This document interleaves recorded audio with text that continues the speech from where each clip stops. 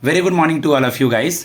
From the yesterday onwards, Super 50 students started a new thing, and the first participant is Sindhu, and she has described the very good topic about the Generation Z, whichever is happening in the Nepal and the roundabout things. And that topic is very important for the upcoming essay, English, descriptive, and group discussion and group exercise. Now, after this, so many students will participate. Now we are proceeding towards 16th of September, the Hindu some of the topic discussion. Okay, and guys, the NICL mains result will announce soon, क्योंकि उनको बहुत बच्चे जल्दी चाहिए. तो Tanvi NICL का insurance वगैरह देखने लगना है अगर जैसे ही होता है, क्योंकि उसका रिजल्ट आएगा जल्दी, और IBPS PO प्री का भी. ओके सिंधु, देन अगर संजीवनी को टॉपिक बोलना होगा तो चार्ट पे लिख दो. उसके बाद कौन है सिंधु के अलावा? कोई एक जन और था ना. चलो हिमा आ जाएगी, नहीं होगी तो कोई बात नहीं. Okay.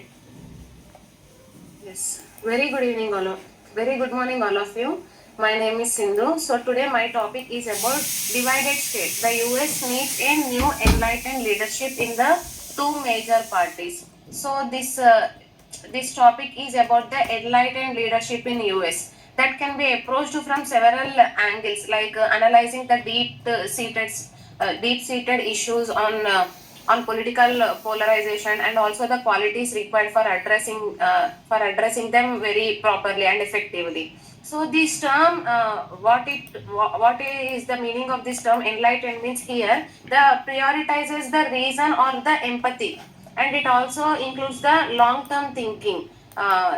And also the stability over narrow partisan interest. So here the US, in this context, the US cooperation and the polarization is happening. So that's why this term enlightened is included in this. And coming to our topic, so the effective polarization is needed in this research. So that will indicate all the Americans. I'm just interrupting you for 1 second. If you want to little bit lengthy for 5-6 seconds, there are today is the very less student, 2 or 3 maybe. So you will continue. Okay. For 4 minutes. So what is the effective polarization in this regard is the research indicates Americans are many, like defined by emotional dislikes and also the distrust of opposing parties. So this phenomena is called as effective polarization here, and this issue is going beyond the ideological disagreement between all the opposition parties and all. So this is going to be the existential threat of that nation, and this polarization, this polarization will include the zero-sum politics, like one party is gaining, and it is seen on others' collective benefit is possible. So this is also going to rupture the emotional dislikes and the effective polarization here. So I am going to specify some characteristics that are related to enlightened leadership. So the first one will be to encounter the trends of polarization and dysfunction. So that will be very effective to prioritize long-term public interest. Like one event involving former Treasury Secretary Janet Yellen in 2025, for example, explicitly called for bipartisan action to improve the country's fiscal outlook. So this is also the prioritizing long-term public interest in regard with this strategy. And next one is the encourage the compromising and also negotiation as well. So the more enlightened approach would move to zero-sum thinking. Like before we have discussed like zero-sum politics, no? So this will move beyond the zero-sum thinking, restoring the practice of the negotiation and also to compromise all the features of this politics that are happening in the America. So this is also going to be one of the major effect of this polarization. And coming to third one, the challenges that are included in this extremism, as means the research says that the effective leaders must be willing to call for this extremism. So, and that extremism is also should be within their own party itself.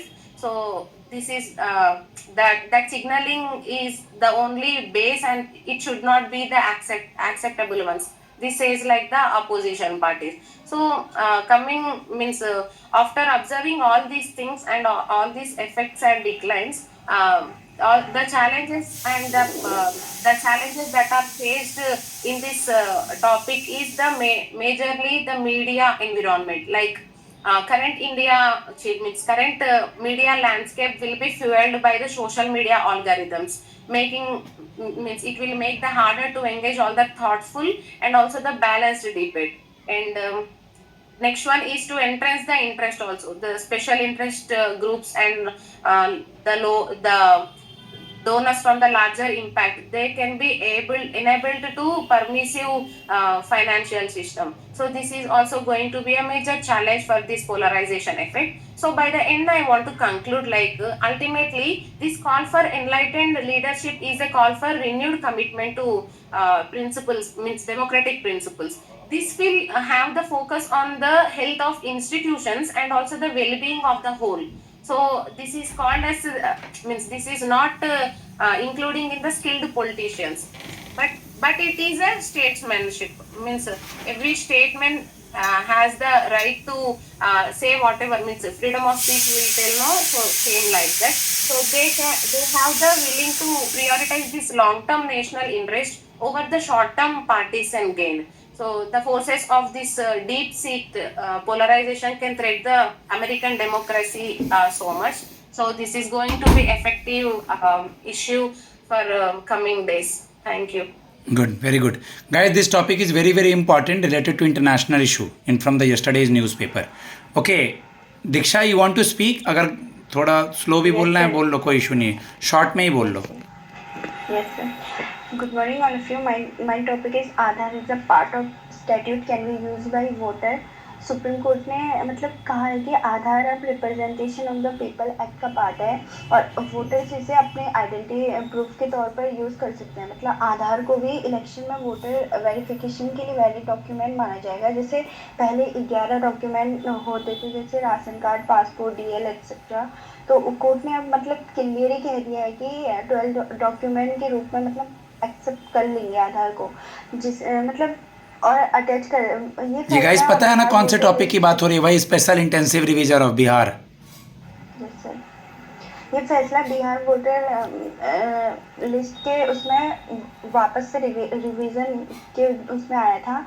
जो petitioner Ashwini Kumar Upadhyay, उन्होंने argue किया कि आधार reliable नहीं है क्योंकि ये citizenship, domicile, as या residence का प्रूफ नहीं कर सकता है. और लेकिन कोर्ट ने बोला कि आधार को इंफीरियर डॉक्यूमेंट नहीं माना जा सकता है, बल्कि ये एक वैलिड आइडेंटिटी प्रूफ है. जो section 23(4) representation of the people act 1950 election commission को पावर देता है कि वो आधार के थ्रू इलेक्टोरल रोल्स में एंट्रीज के मतलब ऑथेंटिकेट करेगा. ठीक है, अभी कोर्ट ने इसमें फाइनल डिसीजन नहीं दिया है, बस नोटिस इश्यू करके वो कर रखा है. तो इन कंक्लूजन में यही बोलूँगी कि सुप्रीम कोर्ट ने आधार को एक वैलिड और लीगल आइडेंटिटी प्रूफ माना है जो वोटिंग प्रोसेस में यूज़ हो सकता है, लेकिन आधार को सिटीजनशिप का प्रूफ नहीं माना गया. मतलब अगर आधार सिर्फ वोटर वेरिफिकेशन और इलेक्टोरल रूल्स की ऑथेंटिसिटी चेक होगी तो ये डिसाइड नहीं करेगा कि कोई सिटीजन है या नहीं. Thank you sir. Good, very good. और किसी का तो टॉपिक नहीं है? संजीवनी का हैंड रेज है, क्या पता इतने देर से क्यों. ओके गाइज, इवनिंग में जो हम लोगों ने टेस्ट करा है उसका डिस्कशन कर लेंगे, ठीक है. और जिसका भी जो टॉपिक देना है आज के न्यूज़पेपर से मैं दे दूंगा, अगर पहले दे पाया तो ठीक है, नहीं तो इवनिंग में दे दूंगा मैं कनेक्ट होके. गाइज इसके टॉपिक को नोट कीजिए, इससे बेनिफिट उठाइए. आने वाले प्रीलिम्स एग्जाम SBI के लिए सब लोग को ऑल द बेस्ट. और जो भी आगे इंटरव्यूज़ होंगे और मेंस होंगे उसके प्रिपरेशन करते रहें. My number is 7503235358. Thanks a lot.